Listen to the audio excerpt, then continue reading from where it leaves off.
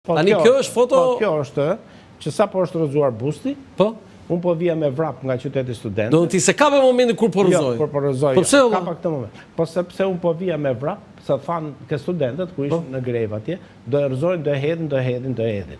Dhe ti me vrap? Edhe ikëm një ashtu. Me qa shkove? Me motor? Jo, në këmë. Në këmë, s'kishe atere mundësi televizje, se njerëzit rrugët plot, dhe kur vi unë ke sahati diku atje rrëzojt busti, vi afer, po ki parasysh që punonim edhe një aparat të madh ose blad, që nuk mund fotografoje vënd e pa vënd, edhe këtu kur e bërë këtë foton, më morën dy veta sipër, më mbajtën këshu, por kur je të kanë të ngarkuar nuk mund fotografosh, tu nuk kapa në një shtyllë atje, dhe arrita bërë këtë foton me fjalë, edhe është e vetme, si me thënë, në format matë që kam në periudë në ashtu, dhe pastaj...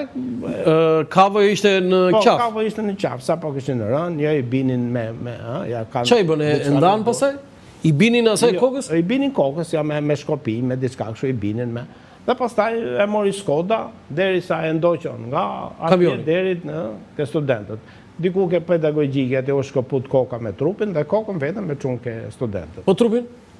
Trupin ngeli, nuk e di se ku përfundoj pastaj. Po e quan në qytet studenti kokën? Kokën e quan në qytet studenti. Po kur u qua kokën në qytet studenti, si e pritën atje? Pastaj e pritën atje, unë pushaj shumë ajo...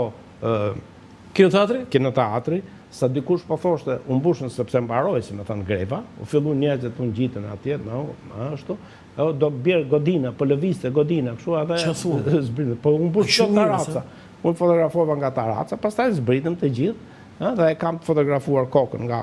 E ke foto? Kam shumë të bukur, ajo është fotografi e bukur, sepse... Këtë plot? Turma, e gjithë turma këtu, edhe... Foto tjetër? Bravo, shumë foto kujtimi bukur. Këtu tani jeni në maj. Po mirë, pse ke kapur këtë patkojë?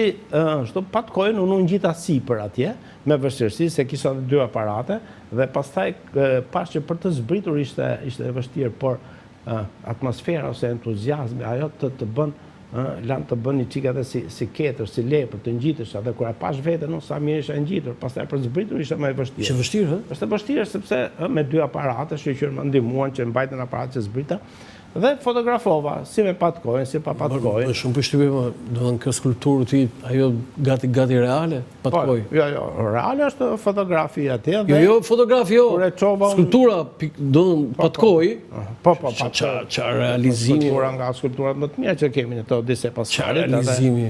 Edhe në Itali, thoshin thundra e kur t'i vura një titullun, dhe disa thoshin për shumë që është edhe fat, ajo thundra, jep fat, disa thoshin patkoj jep fat, disa thoshin që është e ka shtyr për këtë popull. Kishe 2-3 variante. Qartë, foto tjetër? Tani vim të... Tash është projekti i fundit që unë po përpiqem. Po, do të ky është projekti, ti e ke në Boc këtu. Boc, është Boc. Boc.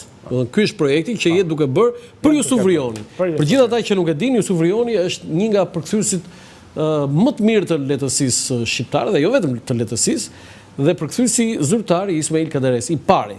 Dhe bota e njoh Ismail Kaderen, bota perëndimore e njoh Ismail Kaderen përmes përkthimeve të Jusuf Vrionit. Albumi që ka shumë interesant. Por më interesant, këtu do doja, ja, ke disa foto këtu. Kam fotografi, sepse kam qenë në Paris, kur aty t'i japin titullin francezët Legionin Nderit. Isha në Paris në atë periudhë, edhe bashkë me ambasadorin, shkojmë, fotografojmë në senatin atje francez, kur japin titullin, dhe më mbeti këtë cikël shumë i mirë.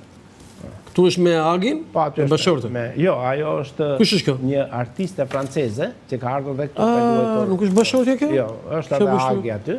Por ajo është një... Agi është kjo, këtu, në të djathë? Po, ajo është një artiste franceze që solli dhe një film këtu. Tani ti e ke fotografuar këtu me shumë personalitete, por më shumë me Ismail Kaderen. Kemi foto tjetër? Qofse dhe ajo fotoja...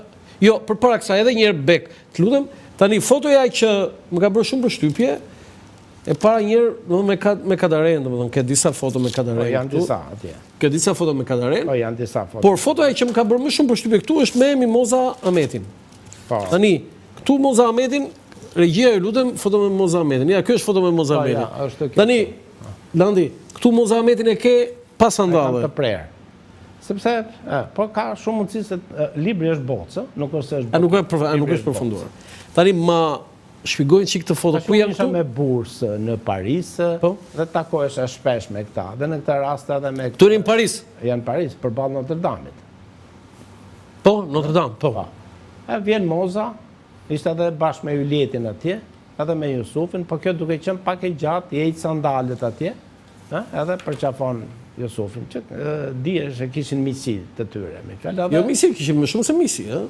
Pak të Moza kështu ka thënë. Moza mund të thotë unë si di gjë. Ti si di, s'merresh me këto gjëra. Unë e fotografova këtu, bile se botova ka e gazeta ku unë... Tani, më fal tani, të tha Moza ty do iq sandal? Jo, po jo që Moza më si që është vetë, me fjallë, jo që vetë, që që vetë, ditë me i gjatë. Mos ditë me i gjatë se Jusufi? Po, mirë, dhe Jusufi nuk që i shkurtër. Jo, normal, po kjo ishte pak si më, edhe... Dhe ju mbështet atje, ke sufi. Ke sufi. Dhe ti kap edhe sandalet. Mirë, është... Sa e ajo e fotografit, bile se...